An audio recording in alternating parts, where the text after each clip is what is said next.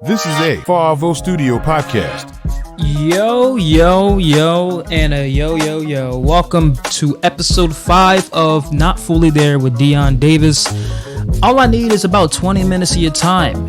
And come back here every Wednesday and Saturday because there's a new podcast every Wednesday and Saturday on all podcast platforms: Spotify, Apple Podcasts, iHeartRadio, wherever you can get your podcast fix.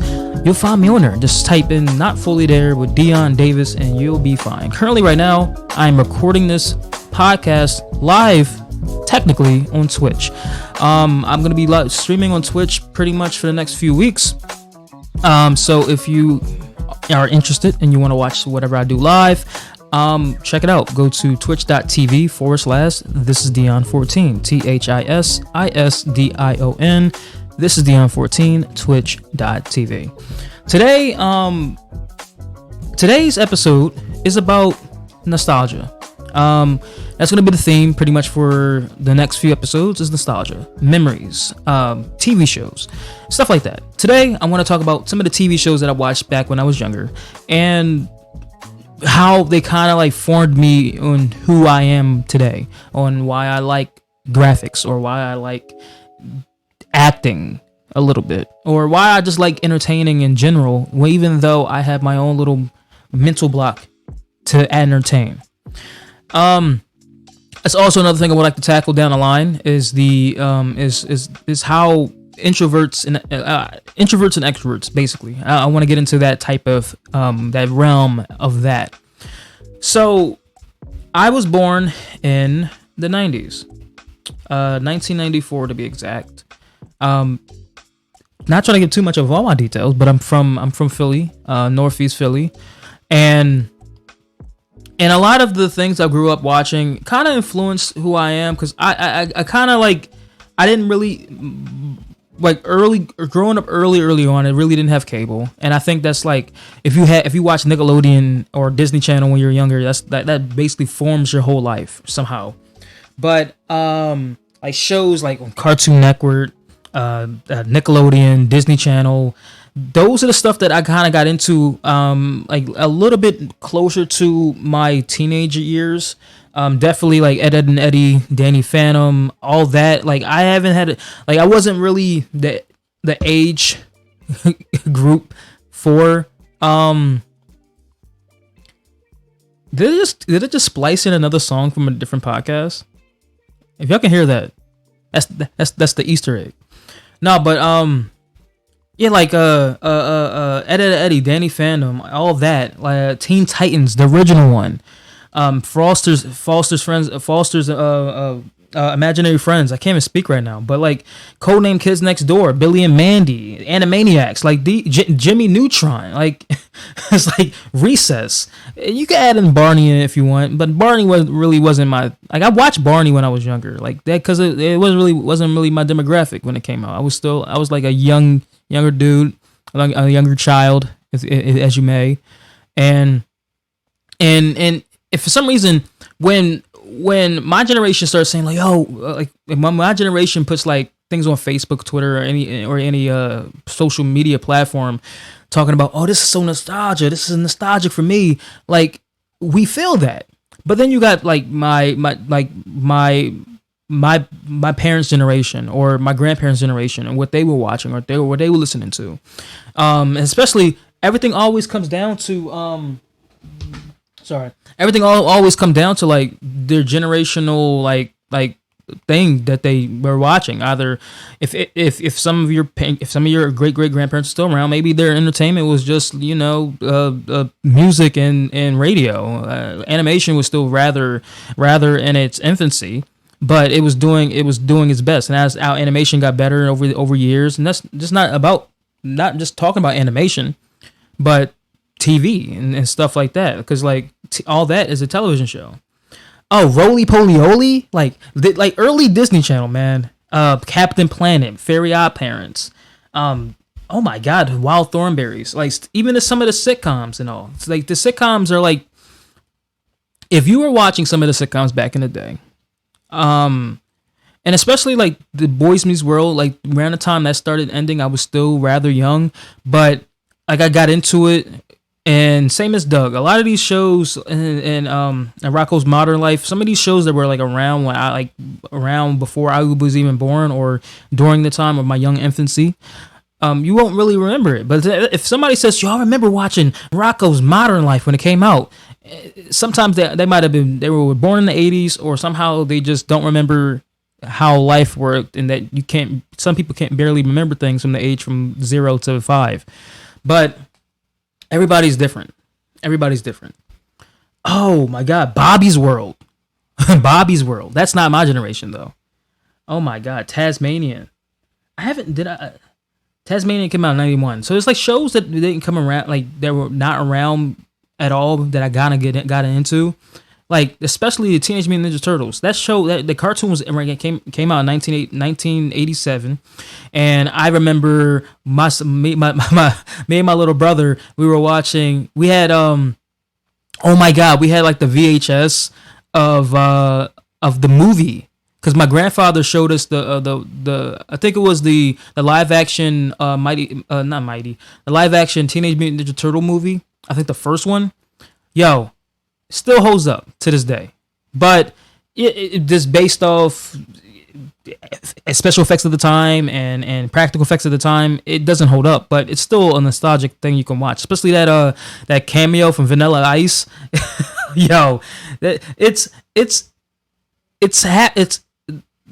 these are the things that gives people nostalgia. Nostalgia is something that helps people go through the day. They remember stuff from from way back in the day, or they remember stuff that they just done recently that can keep their hopes up.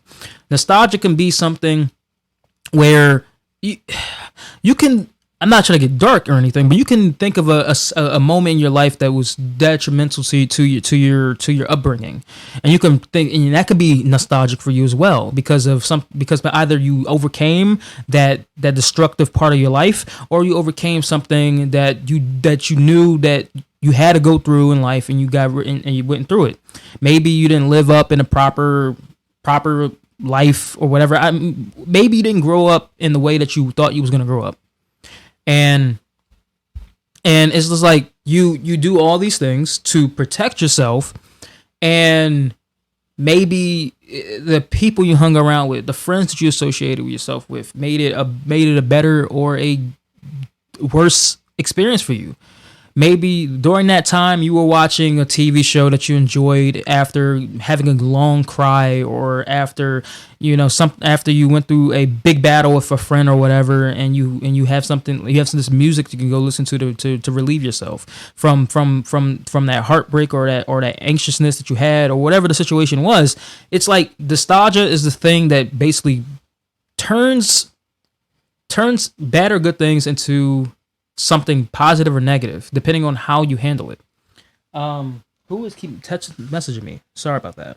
I keep forgetting that I'm not live. I am live, so I'm gonna use the same concept, but I can't edit I can't edit my live videos. I'm gonna do the same thing with the podcast. But the one thing that kind of changed my perspective on things was getting into Power Rangers. And let me give a disclaimer. Okay. I am a avid, even to this day, active day, a person who is into live action tokusatsu. And does that make me weird? Possibly. I don't know. It's just I like watching, like I always got into, like the reason why I was watching Power Rangers when I was younger, because I was like, oh my God, like the way they use like graphics and the way, and sometimes the lessons early on, because when you watch Power Rangers when you're a child, like the thing that gets you to is like, oh my God, it's action, and then you got these robots, and then you got these stories and these lessons that basically get you through the day. But the one thing that got me into everything like later down in my life was the way how they use practical effects and visual effects together to basically just transform. Because again, you can't transform in real life. It's not possible. So when Mighty Morphin came out, it was in 93, so I was not around. I didn't get into Power Rangers until maybe in 2000, around the time. What was out the time? Power Rangers in Space. No, after Power Rangers in Space. So I didn't get into Power Rangers until Lost Galaxy. In Lost Galaxy, I think they were using footage from Gingaman. Yeah, so Senju Sentai Gingaman. I'm butchering these Japanese names. But the one thing I like about like the wording and they use, because Sentai is like, every time I talk to people, every time I explain things to people, I say, "Oh, I watch Power Rangers, the Japanese Power Rangers." Sometimes I like to say I watch Super Sentai, and then people hear the word, "Oh, Sentai, what's that?" And I'm like, "Oh, well, the Sentai is the team name, but the Sentai is Sentai." But then how each Sentai works, they name it depending on the motif of the show, and then whatever the name of the Rangers are. For example, Mighty Morphin Power Rangers. Their original adaptation was Kyoryu Sentai Zyuranger, which Kyoryu means, I think it means dinosaur. No, it's a electrical beast, I think, if I'm not mistaken. I could be wrong. I could be wrong.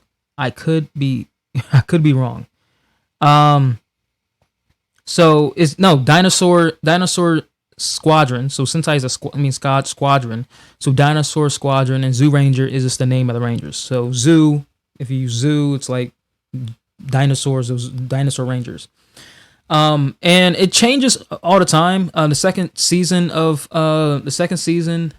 Mighty Morphin used footage from Gosei Sentai Dairanger, and Gosei means guards. So Gosei means guard star, and then Squadron is the squadron, and then Sentai Squadron, and then after that, Dairanger is just the name of the Rangers, Dairanger, and it's a lot of like a lot of the mythical things around Gosei. If you go into some of the Japanese lore, and if you go deep into the Japanese lore, it's a difference between Gosei and yada yada yada. But this series has been around since 1975, and Power Rangers has been around since 1993, or 92, 93, whichever time, whenever the original pilot came out. When I was never born yet. I was not born. I wasn't even thought of yet. Or maybe I was. I don't know. But I got into that stuff young, and sometimes when people who have this whole nostalgical moments, they either are always going to be into it. Like it was one point where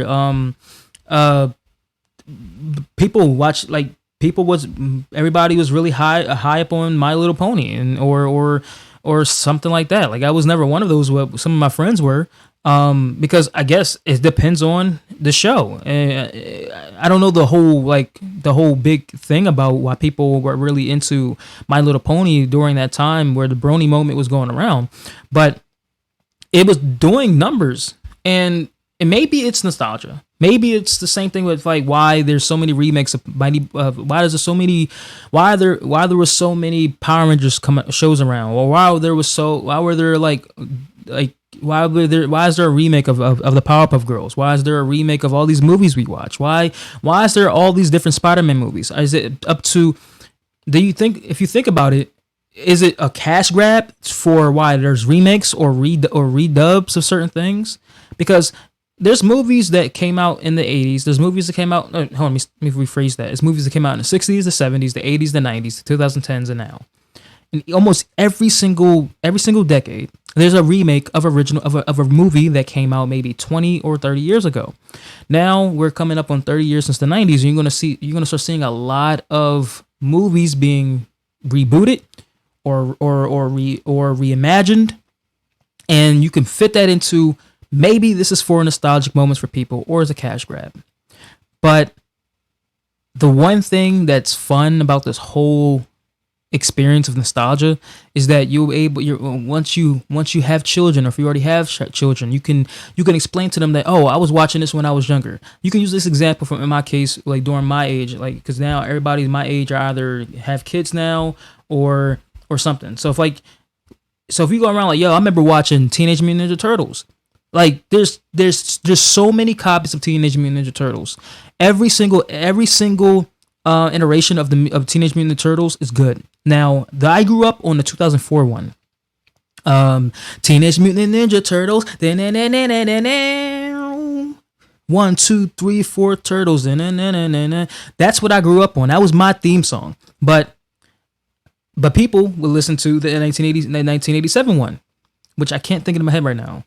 I'm thinking of DuckTales. Life is like a hurricane here in Duckburg. That's what I'm hearing in my head. But it's always certain key moments in nostalgia that can bring you back. There's always key moments in anything that can bring you back to help you bring up happiness. Like I can admit this. Sometimes I will go onto YouTube, type in Power Ranger morph. No, hold on. I do like the comparison. Power Rangers morphs and Super Sentai Henshin's comparison. So I see that. So if I'm watching like Mighty Morphin, I'll see Zoo Ranger. They do their binocular join, and then you see Mighty Morphin, and they say it's morphin time. Then you go to then they'll split it because you got the Die Ranger one, and that's Mighty Morphin season 2, Kaku Ranger, Mighty Morphin season 3. And then you got O Ranger, which is Power Ranger Zeo. So they go to do whole Zeonizer stuff. Like I watch those because it's a time capsule. It's something I could always go back to. I remember watching this when I was younger, and it's like it helps you stay youthful. I like, is nostalgia youthful, or is it just something that you can easily go back to? Like it's a really complicated thing to think of. But there's so many shows that's out there, and you got people that you might know that would say, yo, I need you to go check out like Phil of the Future. Like, who the hell's gonna say, yo, check out Phil of the Future, unless you actually unless you have that reason to watch it. But there's certain shows, especially. Hold on, let me stop real quick. Y'all should definitely check out Nez's Classic School Survival Guide. This is almost the end of the episode, so I'm gonna use this time to explain why I do what I do. There's a lot of shows that I watch on TV that influenced my life and kind of influenced me into why I want to do what I do. And when I moved from Philly to Jersey, I used Ned's Declassified as a guide, okay, because I was in middle school. And some of the things that they were telling us were real shit. And I'm happy that I occasionally got a chance to talk to like one or two of them, I think Daniel Curtis Lee, and I had a chance like early when I was on YouTube to like conversate with him or whatever, and Devin Werkheiser, like I had a chance to like message them and shit, which was weird at the time because I would think it was like because we were almost about the same age, but just seeing them now, they're doing their thing on podcasts and stuff and all that, and I'm happy that I can see them conversate and see what they went through, because everybody went through something. No matter how you were, maybe you were in the spotlight, maybe you were in some part of your life doing something on media, and it's hard. And you can see that from bigger people who have eyes on them, who had eyes on them since they were younger. But all I can say is that I think that nostalgia is happy. Nostalgia is a happy moment for everybody. It depends on it doesn't have to be with TV shows. It doesn't have to be with movies.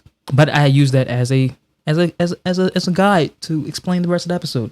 But with that being said, thank y'all for checking out episode 5 of the Not Fully There podcast with Dion Davis. I'm happy for this, that I'm still somehow finding ways to keep this thing entertaining. But if you do want to check out anything else from FouAVO, my podcast network, not my podcast network, my company FouAVO, and the FouAVO podcast network, just go check it out. Just type in FouAVO, FOUAVO. And with that being said, drink some water and support your local Black businesses, and just trying to pass the time until the thing comes on, and I am out of here. Peace out. Enjoy. This is a FouAVO Studio podcast.